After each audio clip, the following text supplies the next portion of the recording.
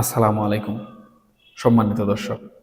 আশা করি আপনারা সবাই অবশ্যই ভালো আছেন।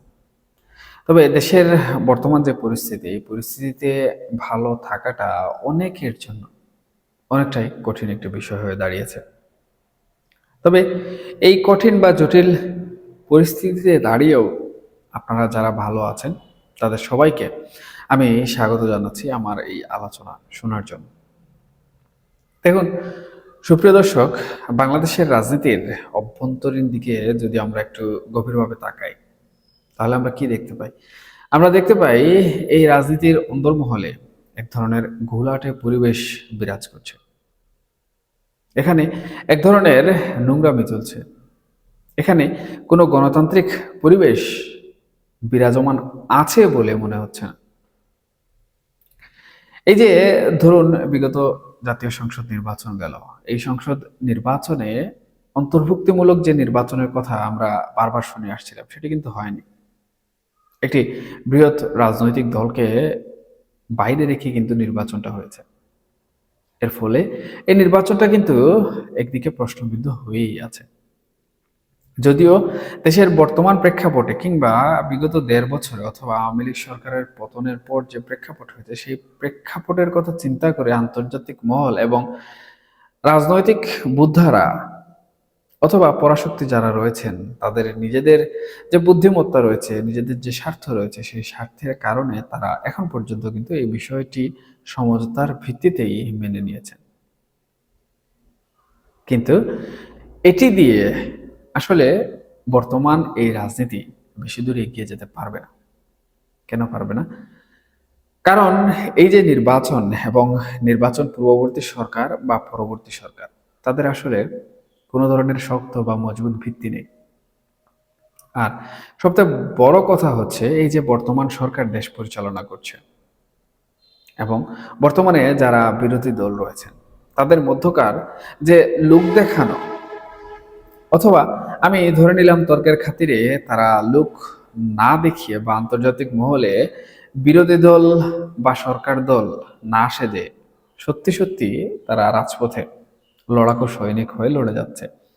এই যে লড়ে যাওয়া, এটা কিন্তু দেশের পরিস্থিতি আরো খারাপ করছে এবং সেই নির্বাচনকে আরো বেশি প্রশ্নবিদ্ধ করছে। কারণ এই যে নাটকীয় হোক কিংবা তর্কের খাতিরে আমরা যেভাবে ধরে নিলাম, এটাই বাস্তবতা। তাহলে সেখানে কিন্তু একটি দেশের স্থিতিশীলতা সবথেকে গুরুত্বপূর্ণ ছিল। কিন্তু সেটি না করে আমরা কি দেখছি? আমরা দেখছি তারা একে অন্যের সাথে কামড়াকামড়িতে লিপ্ত। তারা একে অন্যকে যেভাবে পারছে কাপড় খুলে ফেলার চেষ্টা করছে। সরকার দলের পক্ষ থেকে যেমন বিরোধী দলের কাপড় খুলে ফেলা হচ্ছে, ঠিক একইভাবে বিরোধী দলের পক্ষ থেকে সরকার দলের কাপড় আরো বেশি খুলে ফেলা হচ্ছে। এই তো কিছুদিন পূর্বেই আমরা দেখলাম জামাতের আমির সরাসরি বললেন ইলেকশন ইঞ্জিনিয়ারিং হয়েছে এবং বিএনপি নির্বাচনে জালিয়াতি করেছে। তার মানে কি দাঁড়ালো? তার মানে দাঁড়ালো এই গোটা কাঠামোটাই কিন্তু একটা অবৈধ প্রক্রিয়া চলছে। তাহলে এই অবৈধ প্রক্রিয়ার ভিত্তি মজবুত করতে গিয়ে নাটক সাজিয়ে সরকার দল বা বিরোধী দল সাজা, অথবা সত্যিকার অর্থে কামড়াকামড়ি করে সরকার দল বা বিরোধী দল সাজার আসলে কোনো প্রয়োজনীয়তা আছে বলে আমি এখানে মনে করছি না। দেখুন, তারপর আপনারা করছেন, এটা করার প্রয়োজনীয়তা রয়েছে। তবে এই যে তাদের মধ্যে দ্বন্দ্ব সৃষ্টি হয়েছে, এই দ্বন্দ্বের মধ্যে কিন্তু দেশের জনগণ বেশ হতাশার মধ্যে রয়েছে। কারণ একদিকে জ্বালানি সংকট, একদিকে সার সংকট, একদিকে আমাদের দেশের শিল্প কারখানা অচল হয়ে যাচ্ছে, আমাদের দেশের অর্থনীতি ভঙ্গুর অবস্থায় রয়েছে। দেশের মানুষজন বাজারে খাদ্যপণ্য কিনতে গিয়ে দামের কারণে হিমশিম খাচ্ছে। একটা সিলিন্ডার গ্যাস কিনতে গিয়ে বেশি দামে সেটা কিনতে হচ্ছে।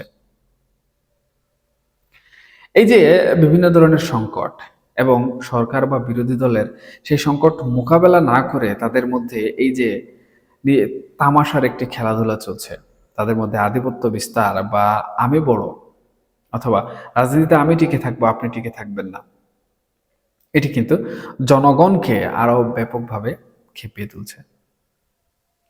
আর জনগণের এই খেপাটাই কিন্তু একটি রাষ্ট্র কাঠামো বা একটি সরকার কাঠামোর ব্যর্থতার সব থেকে বড় প্রতিচ্ছবি। জনগণ যখন হতাশ হয়ে যায়, জনগণের মুখ থেকে যখন সেই সরকারের পক্ষে কথা না বলে সরকারের বিপক্ষে কথা ওঠে, যে এই সরকার তেল দিতে পারছে না, এই সরকার সার দিতে পারছে না, এই সরকার আমাদের শিল্প কারখানাগুলো সচল রাখতে পারছে না, এই সরকার কর্মসংস্থান দিতে পারছে না। যদিও এখানে আপনারা বলতে পারেন যে সরকারের বয়স হয়েছে মাত্র 2 বছর, কিন্তু এই দেশটা কিন্তু সাজানো গোছানোই ছিল। এই দেশের কোনো কিছুই ভঙ্গুর ছিল না।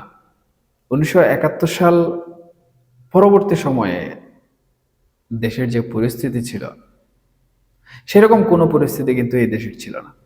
এই দেশের সবকিছুই কিন্তু গুছানো ছিল।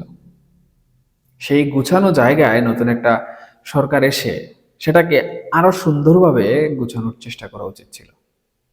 কিন্তু আমরা কি দেখলাম? আমরা দেখলাম আমাদের বর্তমান সরকার সেটা না করে তারা মনোযোগ দিয়েছে বিরোধী পক্ষকে দমন করার জন্য। এবং এই যে বিরোধী শক্তি, সেই বিরোধী শক্তিকে দমন করার ক্ষেত্রে তারা এমন সব কথাবার্তা বলছে, যেই কথাবার্তাগুলো থেকে কিন্তু আরেকটি গুরুত্বপূর্ণ ইঙ্গিত বা গুরুত্বপূর্ণ ইশারা আন্দাজ করা হচ্ছে বা ধরে নেওয়া হচ্ছে। দেখুন, মির্জা ফখরুল ইসলাম আলমগীর সাহেব বিএনপির অনেক প্রবীণ একজন নেতা। যখন বিএনপির লোকজন ঘর থেকে বের হতে পারতো না, যখন ঢাকায় তারা তাদের কার্যালয়ে তালাবদ্ধ অবস্থায় ভিতরে থাকতো, তখন কিন্তু এই বৃদ্ধ লোকটি এই রাজনৈতিক দলটাকে টেনে টেনে টেনে টেনে আজকের এই অবস্থানে নিয়ে এসেছেন। সুতরাং ওনার অবদান কখনোই কিন্তু বিএনপি অস্বীকার করতে পারবে না। এমনকি আমরা যারা রাজনৈতিক বিচার বিশ্লেষণ করে থাকি, পর্যবেক্ষণ করে থাকি, তারাও কিন্তু বাংলাদেশে যে সকল রাজনীতিবিদ রয়েছেন, যাদেরকে আমরা সম্মান করি, শ্রদ্ধা করি, দল মত সবকিছুর ঊর্ধ্বে, তার মধ্যে মির্জা ফখরুল ইসলাম সাহেব কিন্তু একটি স্থান পেয়ে থাকেন। এই যে প্রবীণ লোকটি, এই প্রবীণ লোকটি কিন্তু সম্প্রতি জামাতে ইসলামের রাজনীতি যেটি রয়েছে, সেই রাজনীতিকে পুরোপুরি নির্মূল করার জন্য একটি বক্তব্য দিয়েছেন। এবং তিনি সেখানে স্পষ্ট করেই জানিয়ে দিয়েছেন যে সরকার বা এই যে বর্তমান সরকার যে রাজনৈতিক মতাদর্শে বিশ্বাসী, তারা জামাতের রাজনীতিকে পুরোপুরিভাবে নির্মূল করতে চায়। এখন একটি রাজনৈতিক দলকে নির্মূল করতে চাওয়া এবং রাজনৈতিকভাবে নির্মূল করতে চাওয়া, এই দুটো জিনিসের মধ্যে কিন্তু তফাৎ রয়েছে। দেখুন, পুরোপুরি নির্মূল করতে চাওয়া মানে আওয়ামী লীগের মতো ঢালাওভাবে নিষিদ্ধ দিয়ে বিল পাশ করিয়ে তাদেরকে রাজনীতির মাঠ থেকে বাইরে রেখে দেয়া, যাতে করে আওয়ামী লীগ রাজপথে ফিরতে না পারে, নির্বাচনে অংশগ্রহণ করতে না পারে। আর রাজনৈতিক ভাবে নির্মূল করা মানে হচ্ছে তারা রাজনৈতিকভাবে সরকার দলকে যে সকল চ্যালেঞ্জ সমূহ দিবে, সরকার দলকে যেভাবে ক্ষতিগ্রস্ত করার চেষ্টা করবে, ঠিক একইভাবে সরকার দল কিংবা বিএনপি যে রাজনৈতিক দল, তারাও কিন্তু এই রাজনৈতিক কায়দায় তাদেরকে জবাব দেবে। এবং সেই জবাবটা হবে পুরোপুরিভাবে নিঃশেষ। এখন এই যে রাজনৈতিকভাবে নির্মূল করা এবং পুরোপুরি নির্মূল করা, এই দুটো বিষয়ে দুটো অর্থ দাঁড় করালেও কিন্তু বর্তমান বাংলাদেশের যে রাজনীতির প্রেক্ষাপট, সেই প্রেক্ষাপটে কিন্তু একটি অর্থই দাঁড় করায়। সেটি হচ্ছে একটি রাজনৈতিক দলকে রাজনীতি থেকে সম্পূর্ণভাবে মাইনাস করে দেয়া। আমরা 1/11-এর কথা জানি, আবার আমরা 2024 সালের এবং 2025 সালের ঘটনা এবং সর্বশেষ 2026 সালের ঘটনা কিন্তু জানি। এখানে আওয়ামী লীগকে কিন্তু পুরোপুরিভাবে মাইনাস করে রাখা হয়েছে। এখন এই যে মির্জা ফখরুল ইসলাম সাহেবের বক্তব্য, এই বক্তব্য থেকে কি ইঙ্গিত আসলে পাওয়া গেছে? আমরা বেশ কিছুদিন ধরে কিন্তু বিএনপি আওয়ামী লীগের সমঝোতার কথা শুনতে পাচ্ছি। বিভিন্নভাবে বলা হচ্ছে যে বিএনপি আওয়ামী লীগের মধ্যে পর্দার আড়ালে গোপনভাবে আঁতাত হচ্ছে এবং সেই আঁতাতটা স্রেফ গুঞ্জন নাকি এটি আসলেই বাস্তবে প্রকাশ পাচ্ছে, তা হচ্ছে সব থেকে বড় প্রশ্ন। দেখুন, আপনারা একটু লক্ষ্য করলে দেখবেন জামাতে ইসলাম বা এনসিপি সরকারকে কিন্তু চরম লেভেলে ডিস্টার্ব করছে, বিভিন্নভাবে ডিস্টার্ব করছে। প্রধানমন্ত্রী থেকে শুরু করে একদম তৃণমূল পর্যায়ের নেতৃত্ব পর্যন্ত জামাতে ইসলামী বা বিরোধী দল এবং তাদের যে জোট রয়েছে সেই জোটের ডিস্টার্বের শিকার। অর্থাৎ জামাতে ইসলাম ক্ষমতায় যেতে পারেনি বা তাদের জোট ক্ষমতায় যেতে পারেনি ঠিকই, কিন্তু তারা চাচ্ছে না এই সরকার ভালোভাবে দেশ পরিচালনা করুক। এখানে জনগণের কিছু কথাবার্তা আছে, যে কথাগুলো আমি একটু পরে বলছি। তো এই যে ডিস্টার্বের কারণে কিন্তু বর্তমান সরকার খুব বেশি হিমশিম খাচ্ছে। এমনকি তাদের মধ্যে ভয় ঢুকে গেছে যে তারা হয়তোবা অল্প কিছুদিনের মধ্যে তাদের যে তল্পাতল্পি রয়েছে, গেট আপ সেট আপ রয়েছে, সেই সেট আপগুলো গুছিয়ে নিতে হবে এবং তারা ব্যর্থতার দায় স্বীকার করে হয়তোবা একটি তত্ত্বাবধায়ক সরকারের মাধ্যমে একটি নির্বাচন দিতে হবে। কিন্তু এটা হচ্ছে অন্যদিকের প্রশ্ন, বা তারা ভয় পাচ্ছে যে তাদের পতন কিনা হয়ে যায়। এই যে চ্যালেঞ্জের মুখে দাঁড়িয়ে এই সকল আতঙ্ক, এগুলো থেকেই কিন্তু এই সমঝোতার গুঞ্জনটি বা এই সমঝোতার আলোচনাটাই সব থেকে বেশি সামনে চলে আসে। দেখুন, বর্তমান এই অবস্থায় মির্জা ফখরুল ইসলাম আলমগীরের এমন বক্তব্য সামাজিক যোগাযোগ মাধ্যমে কিংবা গণমাধ্যমে উঠে আসা থেকে একটি বিষয় স্পষ্টভাবেই কিন্তু বোঝা যায়, সেটি হচ্ছে তারা কোনোভাবেই একা জামাত বা এনসিপি অথবা এই যে জোটটি রয়েছে বিরোধী দলীয়, এদেরকে নিয়ন্ত্রণ করতে পারছে না বা কোনোভাবেই কন্ট্রোল করতে পারছে না। তাদের ডিস্টার্বের হাত থেকে তারা নিজেদেরকে বাঁচাতে পারছে না। তাহলে এখন বাঁচতে হলে কি প্রয়োজন? আমরা ঐতিহাসিক প্রেক্ষাপট যদি খেয়াল করি তাহলে দেখব, যখনই এই বিএনপি সরকার বা যখনই দেশে বিএনপি আওয়ামী লীগ রাজনীতির মাঠে মাইনাস হওয়ার উপক্রম ছিল, তখনই কিন্তু বিএনপি এবং আওয়ামী লীগের মধ্যে একটা গোপন সমঝোতা হয়ে গেছে এবং তারা রাজপথে একসাথে নেমেছে। এখন দেখুন একটা বিষয়, এই যে ছাত্রলীগ রয়েছে তারা কিন্তু নিষিদ্ধ এবং সন্ত্রাসী সংগঠন। তাদের কমন শত্রু কারা? এই যে কিছুদিন আগে একটা ঘটনা ঘটলো, এই যে মুসাদ্দেক ছেলেটা কিংবা জুবায়ের নামের ছেলেটা অথবা সাদিক কায়েমের বিষয়টা, এগুলো নিয়ে ছাত্রলীগের লোকেরা কি করেছে? তারা কিন্তু এগুলোতে অনেক বেশি খুশি হয়েছে। তারা সামাজিক যোগাযোগ মাধ্যমে ব্যাপক ট্রল করেছে এসব নিয়ে। এর মানে কি? তারা ব্যাপক খুশি হয়েছে। অন্যদিকে ছাত্রদল বা ছাত্রদলের লোকেরা এই কাজের সাথে সরাসরি জড়িত, তারা পিটিয়েছে এদেরকে। এখন কথা হচ্ছে, এরা পিটিয়েছে আর এরা খুশি হয়েছে, তার মানে বোঝা গেল যে তাদের দুটি পক্ষেরই কমন শত্রু, কেন্দ্র থেকে স্থানীয় পর্যায়ে এই জোটটি। তাহলে এখন যদি বিএনপি শক্তি দিয়ে তাদের পুরোপুরি নির্মূল করতে না পারে, বা রাজনৈতিকভাবে হোক অথবা যে কোনোভাবে হোক রাজনীতি থেকে বিতাড়িত যদি করতে না পারে, তাহলে এখানে কমন শত্রুকে দমন করার জন্য শত্রুকে অবশ্যই ডেকে আনতে হবে। এটাই কিন্তু রাজনৈতিক থিওরি এবং এটাই হচ্ছে রাজনীতির সেই গভীর পলিসি যা অতীত ইতিহাস থেকে এখন পর্যন্ত টিকে আছে। শত্রুকে ঘায়েল করতে হয় শত্রুর শত্রু দিয়ে। আর এই পর্যায়ে এসে বিএনপি বুঝে গেছে যে তাদের শত্রুকে ঘায়েল করতে হলে সেই শত্রুকে ডেকে আনতে হবে, যেটি সেই শত্রুর শত্রু এবং অনেক বড় শত্রু। আর আওয়ামী লীগ কিন্তু এই অন্তর্বর্তীকালীন সরকার বা জুলাই আগস্টের যারা ক্রেডিট নেয়, জুলাই আগস্ট কিংবা শেখ হাসিনার পতন বা আওয়ামী লীগ সরকারের পতনের ক্রেডিট নেয়, তাদের উপর বেজায় ক্ষিপ্ত। এমনকি বিভিন্ন ধরনের প্রতিহিংসার সুরও কিন্তু আমরা শুনতে পাই। এই যে একটি বিষয়, এই বিষয়টি বর্তমান সময়ে বা বর্তমান সরকার কিন্তু কাজে লাগাতে যাচ্ছে এবং এখান থেকে স্পষ্টভাবেই ধরে নেওয়া যাচ্ছে যে পর্দার আড়ালে যে গুঞ্জন ভেসে বেড়াচ্ছে কিংবা রাজনৈতিক যে সমঝোতার কথাবার্তা আমরা শুনতে পাচ্ছি, সেটি আসলেই কিন্তু পর্দার আড়ালে বাস্তবে রূপ নিয়েছে। এখন অনেকেই প্রশ্ন করতে পারেন, ভাই এই বিষয়গুলো আসলে শুধুমাত্র বর্তমান সময়ে যে সংকটগুলো রয়েছে সেই সংকটগুলো দেশের মানুষের কাছে ধামাচাপা দেওয়ার জন্য, বা দেশের মানুষ যেন এই সংকট নিয়ে কথা না বলে, তাই এই ইস্যুগুলো ক্রিয়েট করা হয়েছে। এগুলো সরকার দল এবং বর্তমান সংসদের বিরোধী দল বা বিরোধী দলীয় জোটের সাজানো নাটক। দেখুন, দেশের সংকট যে পর্যায়ে পৌঁছে গেছে সেটি এরকম দুটি রাজনৈতিক দলের কামড়াকামড়ি, ছোটখাটো কামড়াকামড়ি কিংবা মির্জা ফখরুল ইসলাম সাহেবের এমন বক্তব্য কোনোভাবে কিন্তু আটকে রাখতে পারবে না। দেশের প্রত্যেকটি ইউনিয়ন পর্যন্ত তেলের সংকট, প্রত্যেকটি ইউনিয়ন পর্যন্ত সারের সংকট, প্রত্যেকটি ইউনিয়ন পর্যন্ত কিন্তু বিদ্যুৎ সংকট, লোডশেডিং অবশ্যই হচ্ছে। দেশের প্রত্যেকটি ইউনিয়নে খাদ্যদ্রব্যের দাম কিন্তু বাড়ছে। সুতরাং সামাজিক যোগাযোগ মাধ্যমের এই ছোটখাটো নাটক মঞ্চস্থ করে জনগণের কাছ থেকে এই সংকট বা জনগণের এই হতাশা কিন্তু কোনোভাবে মুছে ফেলা যাবে না।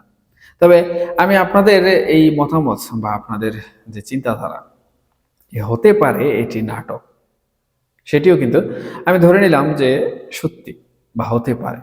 তবে আমি এখন যেমনটি বললাম যে প্রত্যেকটি ইউনিয়ন পর্যন্ত এই সংকট ছড়িয়ে পড়েছে, তাহলে এমন নাটক মঞ্চস্থ করে জনগণের কাছ থেকে কিভাবে এই সংকটগুলো আসলে মুছে ফেলা যাবে? প্রত্যেকটা সেক্টরে, প্রত্যেকটা খাতে এই জিনিসগুলো বা যেগুলো সংকট রয়েছে সেগুলো কিন্তু প্রয়োজন। যার কারণে এগুলো কোনো নাটক রচনা করে, নাটক মঞ্চস্থ করে জনগণের মন থেকে কখনোই মুছে ফেলা যাবে না। তাই মির্জা ফখরুল ইসলাম সাহেবের বক্তব্য এবং এই যে জামাতে ইসলামের জোট যেভাবে বর্তমান সরকারকে হেনস্থা করছে, বর্তমান সরকারের কাপড় খুলে ফেলছে, বর্তমান সরকারের লুঙ্গি ধরে টানা হেঁচড়া করছে, তাতে বিএনপি আওয়ামী লীগের সমঝোতার গুঞ্জন যেমন আকাশে ভারী হয়েছে, ঠিক তেমনি উনার বক্তব্যের মাধ্যমে এটা পরিষ্কার হয়ে গেল যে বিএনপি এবং আওয়ামী লীগ অল্প কিছুদিনের মধ্যেই রাজপথে প্রয়োজনবশত একসাথে মাঠে নামবে।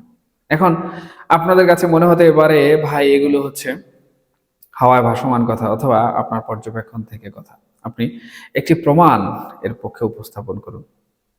আমি আপনাদের একটি ছোট প্রমাণ দিতে চাই। দেখুন, অন্তর্বর্তীকালীন সরকারের আমলে যখন দেশে আওয়ামী লীগ নিষিদ্ধ ছিল, তখনও কিন্তু আওয়ামী লীগ ঝটিকা মিছিল দিয়েছে, তখনও কিন্তু আওয়ামী লীগ পোস্টারিং করার চেষ্টা করেছে। কিন্তু আমরা দেখেছি যখনই আওয়ামী লীগ রাজপথে নেমেছে, সেটা ঢাকায় হোক কিংবা বিভিন্ন জেলা উপজেলায় হোক, তারা মিছিল পরবর্তীতে কিন্তু আমরা খবর শুনতে পেয়েছি যে সেই মিছিলকারী বা সেই মিছিলে থাকা লোকজন গ্রেফতার হয়েছে। অথচ সুপ্রিয় দর্শক দেখুন, এই যে বিগত দিন চট্টগ্রামে একসাথে বা একটু পর পর একই জায়গায় তিনটি বড় বড় মিছিল ছাত্রলীগের কর্মীরা করলো কিংবা আওয়ামী লীগের লোকেরা করলো, যারা বর্তমানে কিন্তু একটি বিল পাশের মাধ্যমে নিষিদ্ধ। তাদের কাউকে কি সরকার গ্রেফতার করেছে? তাদের কাউকে কি সরকার হেনস্থা করেছে? এমন খবর কিন্তু এখন পর্যন্ত গণমাধ্যমে উঠে আসেনি। তবে হয়তোবা গণমাধ্যমে উঠে না আসলেও ওই এলাকায় বা অত্র জায়গায় দেখা যাচ্ছে যে স্থানীয়ভাবে একটা ধরপাকড়ের প্রচেষ্টা চলছে। হয়তোবা নেতাকর্মীরা মিছিল পরবর্তীতে নিরাপদ হয়ে গেছেন, নিজেরা নিরাপদ স্থানে চলে গেছেন, যার কারণে কোনো গ্রেফতারের সুযোগ হয়নি। তবে এখানে একটা ভিডিও ফুটেজ আপনারা হয়তোবা সামাজিক যোগাযোগ মাধ্যমে ভাইরাল হতে দেখেছেন। সেখানে দেখা যাচ্ছে যে মিছিল পরবর্তীতে ছাত্রলীগের একজন ব্যক্তি ব্যানার হাতে নিয়ে যাচ্ছেন এবং যাওয়ার সময় পাশে থাকা পুলিশের সাথে হ্যান্ডশেক করে যাচ্ছেন। অথচ একটি নিষিদ্ধ সংগঠনের মিছিল করার অপরাধে, কার্যক্রম করার অপরাধে ওই ছাত্রলীগের ব্যক্তিকে কিন্তু পুলিশের গ্রেফতার করা উচিত ছিল। কিন্তু আমরা কি দেখছি? আমরা দেখছি উল্টো দৃশ্য, যেন তাদের মধ্যে একটি ভ্রাতৃত্ব সম্পর্ক বিরাজমান। এর মূলে রয়েছে শান্তিপূর্ণ কর্মসূচি। শেখ হাসিনা কিন্তু বলেছেন বিএনপিকে ডিস্টার্ব করবেন না, বিএনপিকে দেশ পরিচালনা করতে দিবেন এবং দেশবাসী যেন বুঝে যে বিএনপির সরকার ভালো নাকি আওয়ামী লীগ সরকার ভালো। এই যে শেখ হাসিনার পক্ষ থেকে একটি নেগোসিয়েশনের বাণী বা সমঝোতার বাণী, এটি কিন্তু বর্তমান সময়ে মির্জা ফখরুল ইসলাম আলমগীর সাহেব এবং বিএনপি তাদের যে পিঠ এবং তাদের যে কাপড় ধরে টানাটানি চলছে, তাদের যে মান ইজ্জত রয়েছে সেটি বাঁচানোর জন্য এবং তাদের গতি টিকিয়ে রাখার জন্য এটিকেই সব থেকে বড় মোক্ষম অস্ত্র হিসাবে ব্যবহার করতে চাইছে। এখন আপনাদের সামনে আমি কিন্তু অত্যন্ত গুরুত্বপূর্ণ, যেটি রাজনীতির ভাষায় অত্যন্ত ক্রিটিক্যাল, সেই প্রমাণটি কিন্তু দিয়ে দিলাম। একটি নিষিদ্ধ সংগঠনের লোকেরা মিছিল করছে, কিন্তু সরকার তাদেরকে গ্রেফতার করছে না। এর থেকে বড় প্রমাণ আর কি আপনাদের দিতে পারি, বা বড় উদাহরণ আর কি আপনাদের দিতে পারি? আপনারা দেখবেন সামাজিক যোগাযোগ মাধ্যমগুলো লক্ষ্য করলে আওয়ামী লীগ বর্তমান সময়ে যে পরিমাণে অ্যাক্টিভ রয়েছে, ওই পরিমাণ অ্যাক্টিভ কিন্তু বিগত 1.5 বছরে ছিল না। তাদের মধ্যে একটা ভয় ছিল, একটা আতঙ্ক ছিল। কিন্তু এখন মনে হচ্ছে তারা বুকে সাহস পেয়েছে, তাদের প্রাণ সঞ্চার হয়েছে। এই যে ধরপাকড় বা রাজনৈতিক স্ট্রিম রোলার, এটি এখন তাদের উপর চলছে না। জানি না, হয়তোবা কিছুদিন পর যখন বিএনপি সরকার তাদের এই চরম সংকটময় মুহূর্ত পার করে স্টেবিলিটি অর্জন করবে, তখন অবশ্যই তারা তাদের উপর চালানো স্ট্রিম রুলার যে সময় আওয়ামী লীগ চালিয়েছিল সেগুলোর হয়তোবা বদলা নিতেও পারে। তবে আমি প্রথমেই একটি কথা বলতে চেয়েছিলাম যে তারেক রহমান সাহেব যেভাবে উন্নত বিশ্বে থেকে এসেছেন, উন্নত বিশ্বের রাজনীতি দেখে এসেছেন, সেই সভ্য রাজনীতি যদি ওনার রাজনৈতিক দলের মধ্যে তিনি প্রয়োগ করতে পারেন, তাহলে হয়তোবা এই প্রতিহিংসার রাজনীতি আওয়ামী লীগ এবং বিএনপির মধ্যে নাও থাকতে পারে। যার কারণে এই সমঝোতার প্রশ্নটি সব থেকে বেশি ভারী হয়ে সামনে এসেছে। এখন আর কিন্তু গুঞ্জন নেই। সুতরাং সুপ্রিয় দর্শক, পরিশেষে যে কথাটি বলতে চাই সেটা হচ্ছে, মির্জা ফখরুল ইসলাম সাহেবের বক্তব্য, আওয়ামী লীগ বিএনপির বর্তমান রাজপথের অবস্থান, আওয়ামী লীগের শক্তি প্রদর্শনের দৃশ্য এবং বিরোধী দল বা সরকার দলের মধ্যকার বর্তমান যে টানা হেঁচড়া বা সংঘাত, এই বিষয়গুলো কিন্তু একই সুতায় গাঁথা। এবং এই বিষয়গুলো একটি জিনিসই কিন্তু আমাদের চোখে আঙুল দিয়ে দেখিয়ে দেয়, এবং সেটি হচ্ছে বাংলাদেশ আওয়ামী লীগ রাজনীতি থেকে বিতাড়িত হয়ে নির্বাসিত রয়েছে, কিন্তু তারা পুরো দমে পূর্ণ শক্তি অর্জন করে বাংলাদেশের রাজনীতিতে আবারও ফিরে আসবে।